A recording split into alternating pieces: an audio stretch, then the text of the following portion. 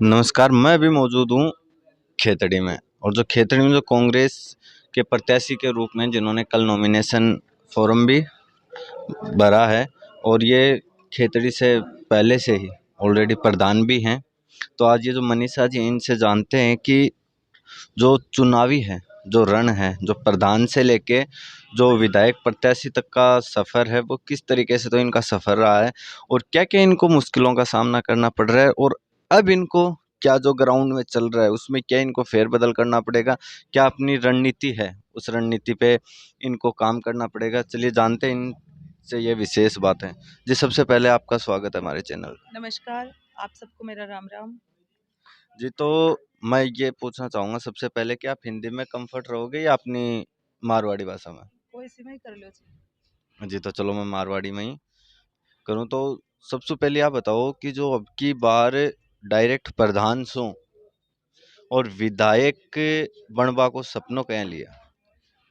प्रधान मैं 2015 में बनी थी और उसके बाद में लगातार क्षेत्र में काम करवा रही हूँ। तो फिर लोगों की भावना थी कि भाई अब की बार तो विधायक को चुनाव लड़ो। तो हम लोगों ने भारतीय जनता पार्टी से काफ़ी अच्छी तैयारी थी और मेरे पिताजी विधायक रहे हैं। तो उस बेस पे एक अटैचमेंट 8 सालों से सब लोगों के साथ मेरो भी बहुत रहे हो। तो एक भावना के अनुरूप मैंने फैसला लिया कि चलो विधायक के लिए अपन चुनाव लड़ेंगे। तो जो लोगों की भावना है उसके अकॉर्डिंग अपन काम करेंगे, क्योंकि विकास को मुद्दों रहा कर अभी राजनीति में इंसान सिर्फ लोगों के काम करवाना के लिए ही आवा है। तो इसलिए मैंने इस सफर के बारे में सोचा।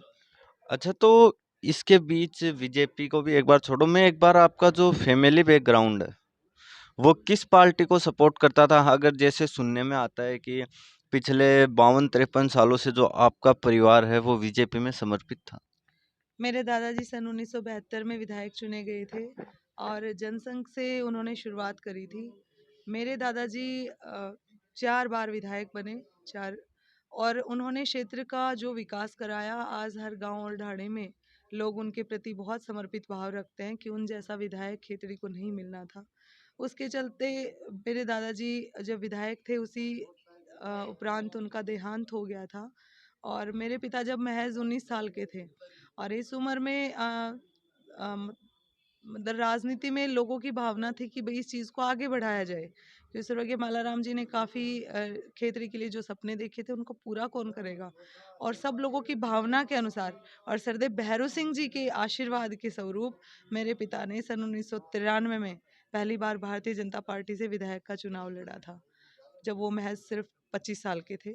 उसके बाद लगातार ये परिवार 51 साल से भारतीय जनता पार्टी के प्रति समर्पित है, 1972 से और 2023 तक, आज तक।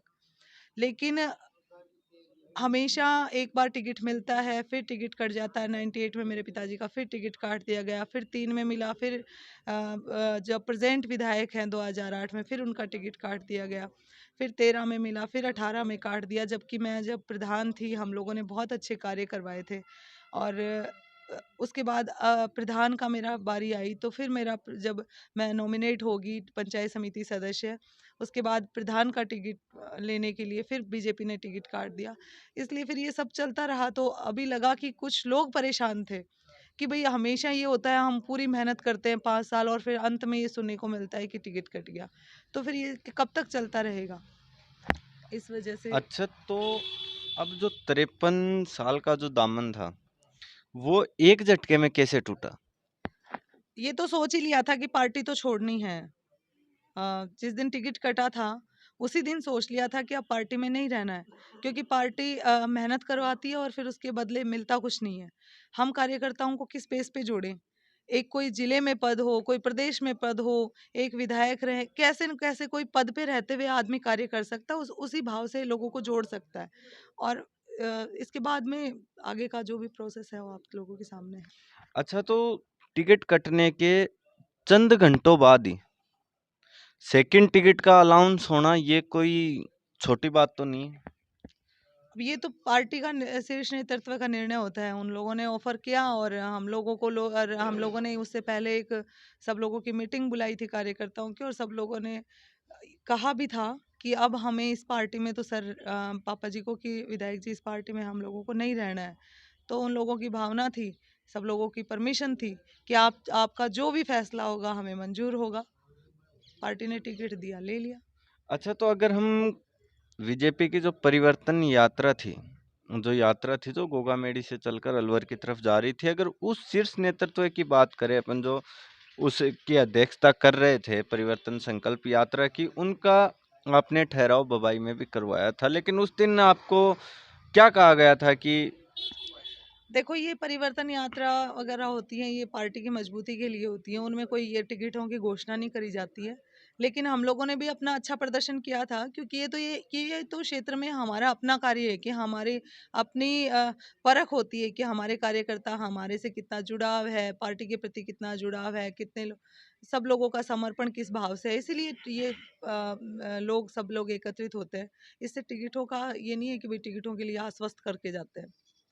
अच्छा, अब अगर हम बात देखें तो जो चुनाव है वो काफी रोचक होता हुआ जा रहा है कि जो दो मजबूत पार्टियां हैं, भारतीय जनता पार्टी और कांग्रेस पार्टी, दोनों ही पार्टी एक ही परिवार में और आमने सामने खड़ी हैं। इस बारे में आप क्या कहना चाहोगे? अब ये तो 2008 से चलता आ रहा है, इस बारे में तो मैं क्या कहूँ। जो स्थितियां हैं आप सब लोगों के सामने हैं। पार्टी ने टिकट दिया, हमने जो घर छोड़ दिया है। अब नया घर लिया है तो नए घर की मजबूती के लिए हम अपना हर प्रयास करेंगे। नहीं तो एक बार आप हमें वो भी तो नए घर की मजबूती के लिए हम अपना हर प्रयास करेंगे।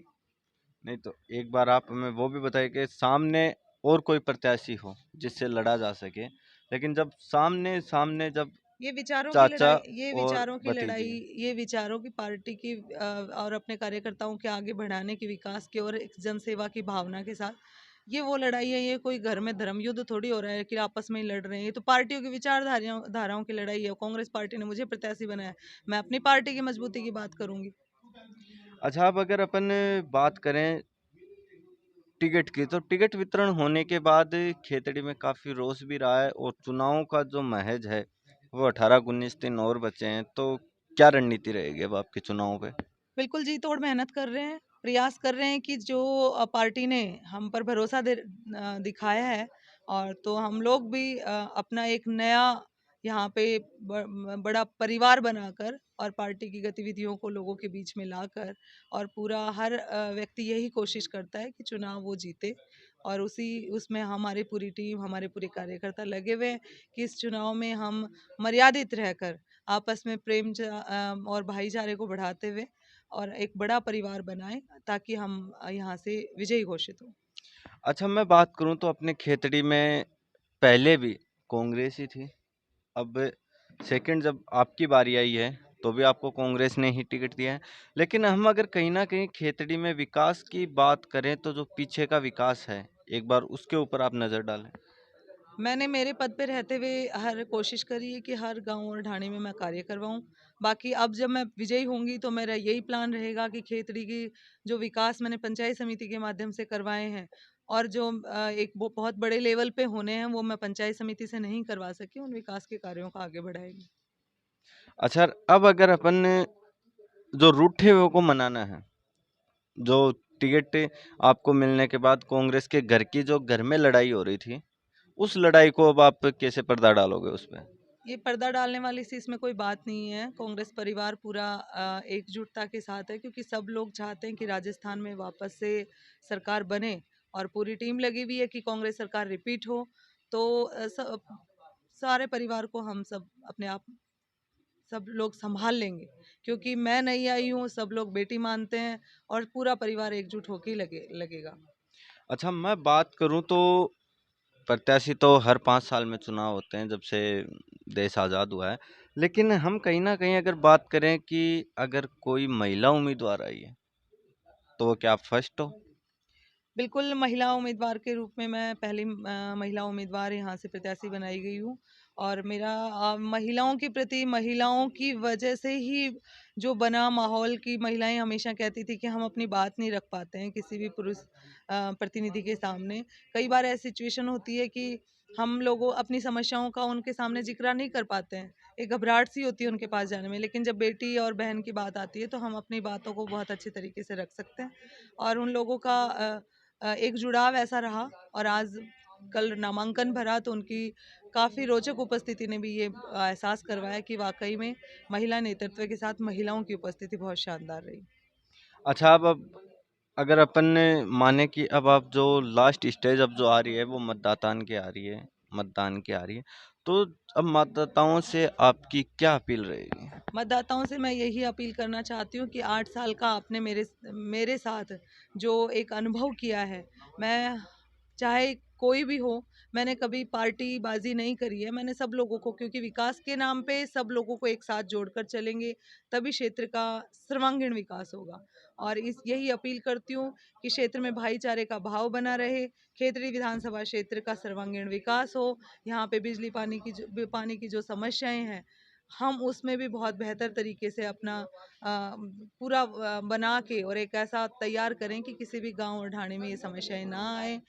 इसके अलावा जो भी खेतरी के लिए बन सकता है, युवाओं के लिए, महिलाओं के लिए, हम पूरा प्रयत्न करेंगे कि विजयी बनेंगे तो उनके हर उम्मीद और आशाओं पर खरे उतरेंगे।